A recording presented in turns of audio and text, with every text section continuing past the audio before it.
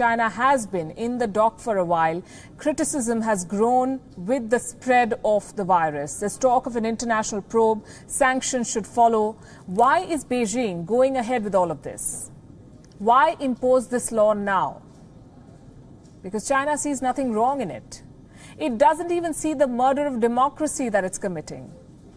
You may be surprised to know that China calls itself a democracy, a people's democracy with Chinese characteristics, which is basically a Chinese way of describing an authoritarian regime. Today, the Communist Party of China completes 99 years of existence, and China is selling its autocracy as the global role model. Here's a report on how Beijing is legitimizing its authoritarianism.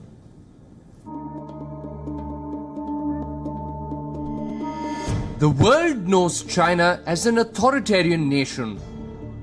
It's a description that the world agrees with. China is a one-party state where the Communist Party calls the shots. But China does not like how the world defines it. So, it coined its own definition. China calls itself a people's democracy. It's a phrase that keeps coming up when you read about China. The Chinese state media mentions it in its reports.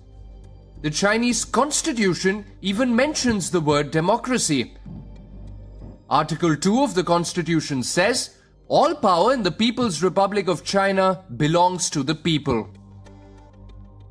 Article 3 talks about democratic elections to positions of power. Even Xi Jinping says China is a democracy. Last year, he had remarked, China's people's democracy is a type of whole process democracy. But what is a people's democracy? Just like most things Chinese, even China doesn't really have a clear definition for its own political setup. But it is no secret.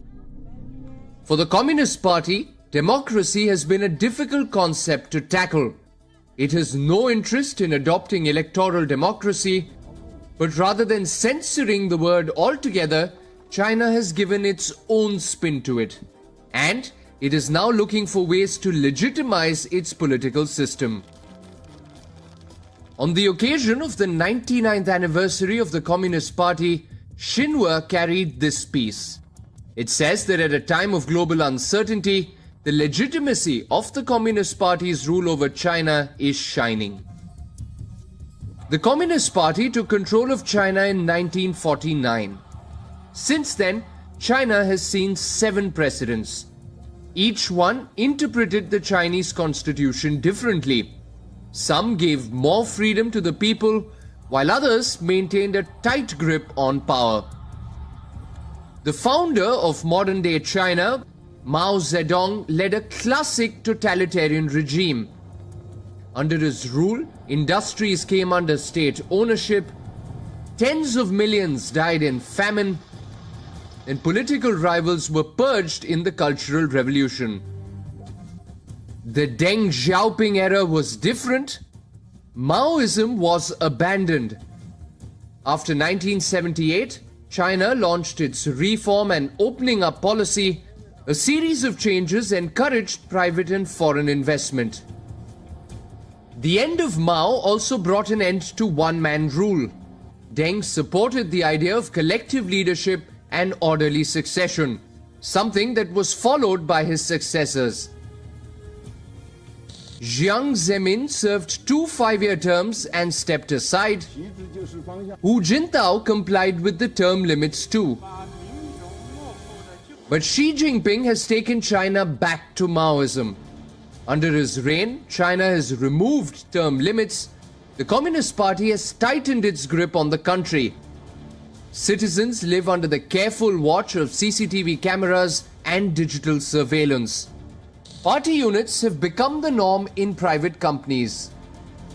Xi Jinping may define China as a people's democracy, but that is just another attempt to legitimize China's autocratic political system. Bureau Report, WION, World is One.